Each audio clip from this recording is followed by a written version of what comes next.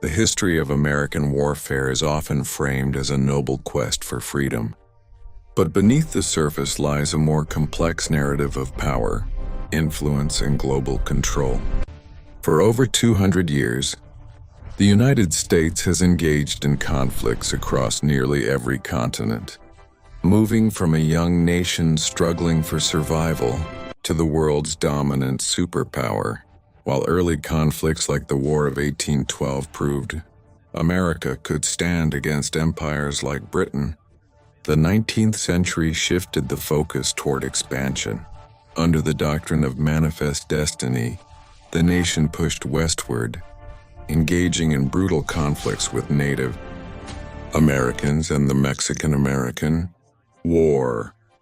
These were rarely framed as wars of conquest at the time, yet they fundamentally and permanently redesigned the map of North America, setting the stage for a continental empire. The 20th century marked America's transition from isolationism to global intervention.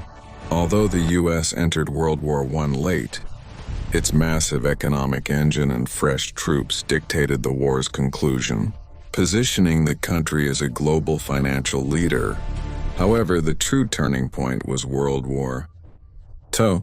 After the 1941 attack on Pearl Harbor, America's industrial might produced weaponry at a scale never before seen in human history.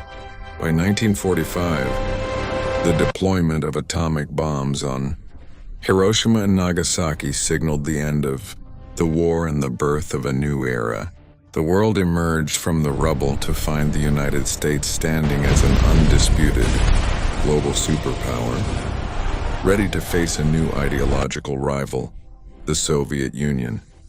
The ensuing Cold War was a battle of fighting without fighting, a clash between capitalism and communism, played out through proxy wars. From the division of Korea to the dense jungles of Vietnam, America sought to contain the spread of Soviet influence. The Vietnam War, in particular, served as a painful realization that sheer military might does not equate to victory. For the first time, the American public openly questioned the government's motives, as domestic protests highlighted the human cost of global policing.